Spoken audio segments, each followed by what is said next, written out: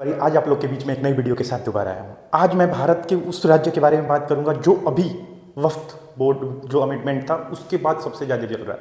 उस राज्य में 27% मुस्लिम है और 70% हिंदू हैं आज के प्रेजेंट डेट में। ये सर्वे 2021 का है, उसके बाद का अभी सर्वे नहीं आया, बट जो है वो करंट डाटा मैंने आपको दिया। अब मैं ये बात करूँ कि वक्फ अमेंडमेंट जो बिल आया है इससे सबसे ज़्यादा जो इम्पैक्ट है वो बंगाल में ही क्यों है, थोड़ा आप सोचना मेरी बातों को टेक्निकली। अब रीज़न ये है कि वक्फ बिल में जो ज़मीनें हैं वक्फ की, उस पर जो था जो पलायन किए हुए मतलब बांग्लादेश से आए हुए मुस्लिम अपना अधिकार जमा के और वहाँ रहते थे और वहाँ घर बना लेते थे, ऐसा था। तो आज के डेट में कहीं वक्फ बाय यूज़र के अमिटमेंट के बाद वो अप्लीकेबल अगर हुआ तो कुछ प्रॉपर्टी उनकी खाली हो जाएगी। तो ये एक बहुत बड़ा चैलेंजिंग हो जाएगा बांग्लादेश के मुस्लिमों के लिए, क्योंकि उनके पास खानदानी उनकी ज़मीनें नहीं। मैं बात करता हूँ पश्चिम बंगाल के इतिहास के बारे में।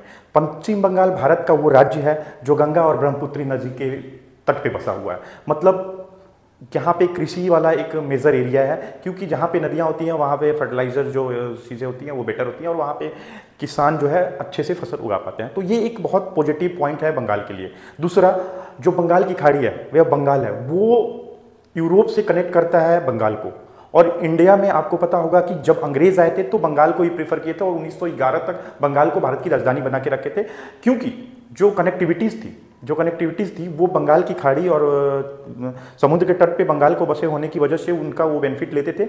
और दूसरी बात, हिमालय के जस्ट नीचे ये बंगाल की खाड़ी है और पश्चिम बंगाली एक ऐसा वे है जो हिमालय के कॉन्टेक्ट में जितने कंट्रीज़ हैं वहाँ पे ट्रांसपोर्टेशन ईजी प्रोवाइड करा सकता है। तो ये एक बहुत बड़ा मेजर रोल था बंगाल को डेवलप होने में। और आपको मैं बता दूं कि 18वीं शताब्दी तक बंगाल ग्लोबल मार्केट मतलब इंडिया में 25% इकोनॉमी बेस में अपना इन्वॉल्वेशन रखता था। समझना मेरी बात, मतलब 1/4 पार्ट जो था सोर्स ऑफ इनकम जो इंडिया का था वो बंगाल के थ्रू होता था। अब रीज़न क्या था, बंगाल में बंगाल का मलमल वर्ल्ड फेमस हुआ करता था।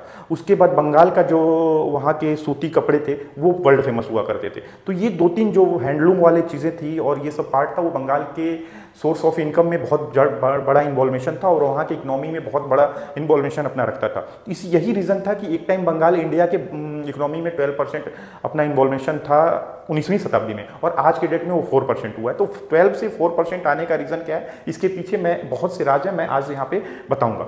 तो बंगाल में हैंडलूम हो गया, बंगाल का कॉटन हो गया, बंगाल का सिल्क हो गया, बंगाल का मलमल हो गया, ये चीज़ें बंगाल को बहुत ऊपर तक लेके गई थी। उसके बाद बंगाल का कल्चर भी अपने अपने एक बहुत वर्ल्ड फेमस कल्चर है और बहुत बड़ा उनका इन्वॉल्वेशन होता है उनके इकोनॉमी में।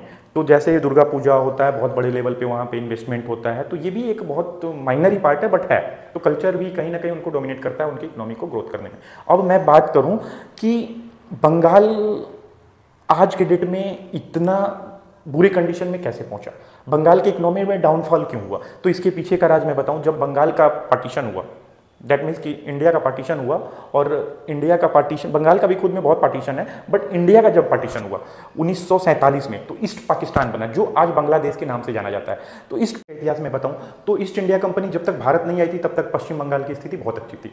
जैसे ही अंग्रेज भारत आए और बंगाल में अपना साम्राज्य फैलाने लगे तो तरह तरह के कर लगाए, तरह तरह के प्रताड़ना लोगों पर वहाँ थोपा। तो इसकी वजह से वहाँ के लोग परेशान हो गए और भूखमरी और इन चीज़ों से शिकार होते रहे और धीरे धीरे जो इकोनॉमी था वो डाउन होते रहा। और फिर वहाँ के पॉलिटिक्स, अब जैसे बंगाल 1947 में भारत आज़ाद हुआ तो उस टाइम बंगाल का भी खुद में एक पार्टीशन हुआ, क्योंकि बंगाल से ही ईस्ट पाकिस्तान बना जो आज बांग्लादेश के नाम से जाना था। तो 1947 में ईस्ट पाकिस्तान बना। उस ड्यूरेशन में 5 बंगाल के हिस्से में जो वहाँ की जूट फैक्ट्री थी वो आई, कंपनियाँ आई और सब पाकिस्तान में चली गई, ईस्ट पाकिस्तान में चली गई। तो वो 5 जो कंपनियाँ आई थी उसको भी रॉ मटेरियल चाहिए था, वो पाकिस्तान से आ रहा था, ईस्ट पाकिस्तान से आ रहा था। तो कहीं ना कहीं वहाँ पे इंटरनल कॉन्फ्लिक्ट की वजह से पाकिस्तान भी वहाँ सपोर्ट नहीं कर रहा था रॉ मटेरियल प्रोवाइड कराने में। तो इसकी वजह से वो टैक्स इंक्रीज होते रहे और उसी ड्यूरेशन में जो नायलॉन सिंथेटिक फाइबर फैब्रिक था वो आया मार्केट में और एक अलग सा बूम लाया। तो कहीं उसके आने के बाद एक चेंज हुआ और लोगों का इंटरेस्ट जो था वो जूट के तरफ से हटने लगा और अभी नायलॉन सिंथेटिक की तरफ चला गया। सो नायलॉन सिंथेटिक के आने के बाद वहाँ का जो प्रोडक्शन था जूट का वो भी डाउनफॉल की तरफ चलने लगा और इसका डायरेक्ट इम्पैक्ट बंगाल के इकोनॉमी में पड़ने। आश्चर्य होगा कि 1960 तक पश्चिम बंगाल की इकोनॉमी से ज़्यादा हुआ करती थी, बट समय का चक्र चलते रहा, महाराष्ट्र की इकोनॉमी आज highest economy in the India हो गई है। जो राज्य अभी भारत का सबसे ज़्यादा इकोनॉमिक वाला राज्य है, और वहाँ बड़े बड़े इन्वेस्टर है, बॉलीवुड इंडस्ट्रीज़ है। और वहीं पश्चिम बंगाल डाउनफॉल की तरह चलते रहा और आज छत्तीसगढ़ से भी डाउन उसकी इकोनॉमी है। तो सोचो, एक राज्य जो टॉप पे पहुंच गया और एक राज्य जो ऑलमोस्ट डाउनफॉल की तरह और नीचे पहुंच गया, तो कितना बड़ा चेंज हो गया। इसके पीछे बहुत बड़ा हाथ है इंडो पाक वार का। 1965 में इंडो पाक वार हुआ, और 1965 में जो इंडो पाक वार हुआ, इसमें दो ही राज्य सबसे ज़्यादा पीछे, एक था पंजाब, दूसरा था पश्चिम बंगाल। पंजाब वेस्ट वाले पाकिस्तान के टच में था और बंगाल ईस्ट वाले पाकिस्तान के टच में था, और ये डायरेक्ट इस वार को फेस करते थे। और इनकी जो कॉन्टैक्ट एरियाज थे, जो कॉन्टैक्ट दैट मीन्स कि इनके जो कॉन्टैक्ट एरियाज जो वार के थे, उसमें इनकी क्षति सबसे ज़्यादा होती थी। इनके घर टूटते थे, इनके लोग मरते थे, सैनिक भी मरते थे, बट वहाँ सिविलियंस जो थे वो भी मरते थे। तो इनको ना रिफॉर्म करना और रिजॉल्व करके रिस्टोर करने में बहुत टाइम लगता था। और इसी ड्यूरेशन में वहाँ पे 1969 में लेफ्ट का इन्वॉल्वेशन बढ़ गया। अब ये लेफ्ट जो सीपीएम है, जो वो है लेफ्ट, मतलब कम्युनिस्टों का इन्वॉल्वेशन बढ़ गया। और कम्युनिस्ट जहां भी जाते हैं वो पूंजीपतियों को वहां से भगा देते हैं। ये मैं इसलिए कह रहा हूं क्योंकि सेम यही पैटर्न बंगाल में हुआ, और आज के दौर में बंगाल में कोई बड़ी इंडस्ट्री नहीं बची। तो वैसे ही फर्स्ट टाइम 1969 में बंगाल में सीपीएम आई, और वहां पे जो लेफ्ट की सरकार बनी, उसके बाद जो एक सबसे बड़ा चेंज हुआ, मूवमेंट आया, वो था वहाँ के जो उद्योगपति थे, जो वहाँ के पूंजीपति थे, जो वहाँ के जमींदार थे, उनकी प्रॉपर्टी को हड़पना।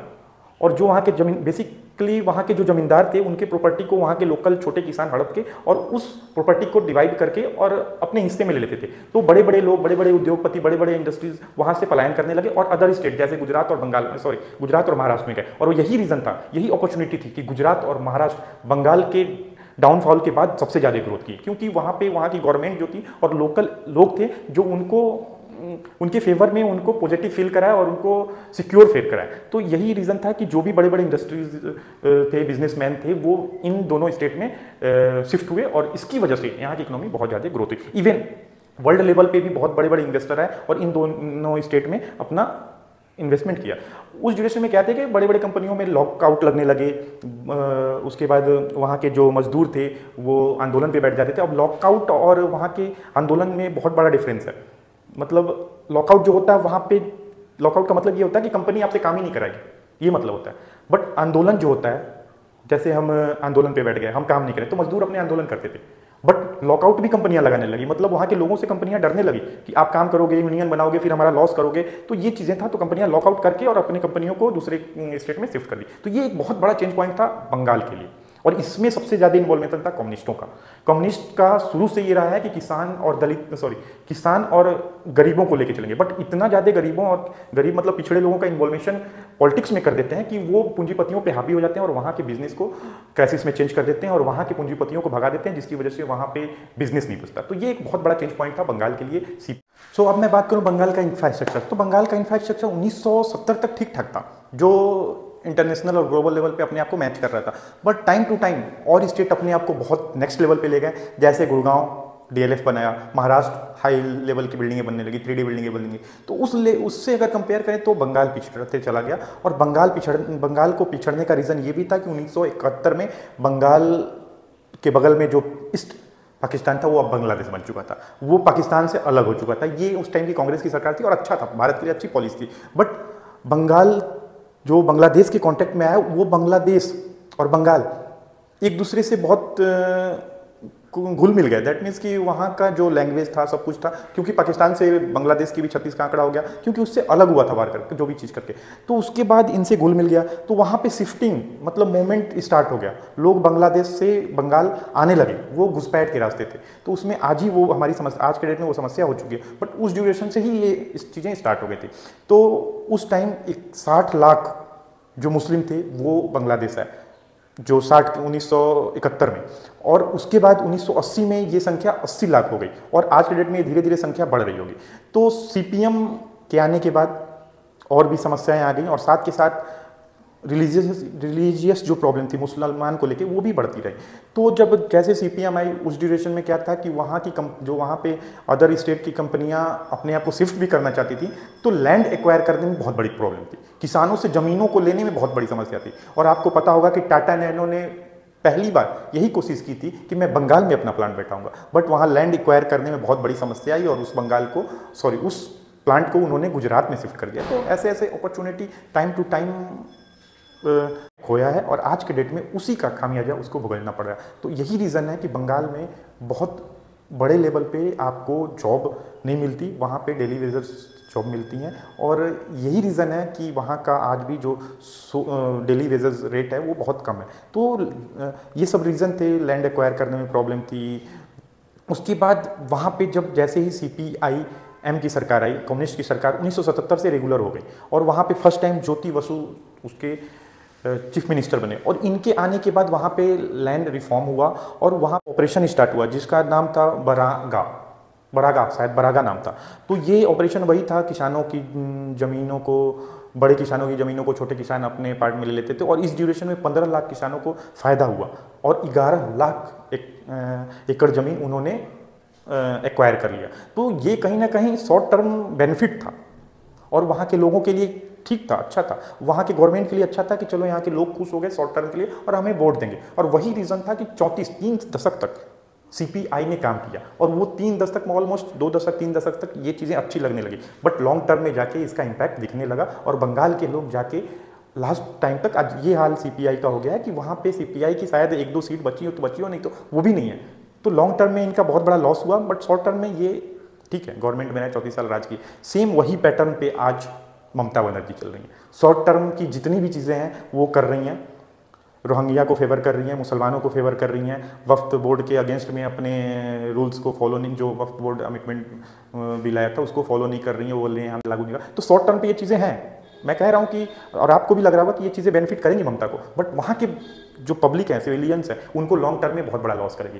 कम्युनिस्ट का शॉर्ट टर्म पॉलिसी आज उनके बिजनेस को ले डूबा, वहाँ पे जॉब लेस लोग हो गए, वहाँ पे एक वहाँ की इंडस्ट्रीज चली गई और आज ये नौबत आ गई है कि वहाँ पे इंडस्ट्रीज इसलिए नहीं आ रही हैं क्योंकि वहाँ मुस्लिमों का जो इंक्रीमेंट रेट है, ग्रोथ रेट है, वो बहुत हाई हो चुका है। और अब मैं आपको बता दूं कि जब इंडिया अलग हुआ था पाकिस्तान से, उस ड्यूरेशन में जो बंगाल में मुस्लिमों का परसेंटेज था वो 19% था और हिंदू 78 थे, बट आज के डेट में वहाँ के मुस्लिम जो है वो 27% हैं। दैट मीन्स 8% वहाँ मुस्लिमों में ग्रोथ हुआ, तो 8% ही डाउनफॉल हुआ हिंदुओं में। तो वहाँ के हिंदू पलायन करने लगे और मुस्लिम की ग्रोथ रेट बढ़ती गई।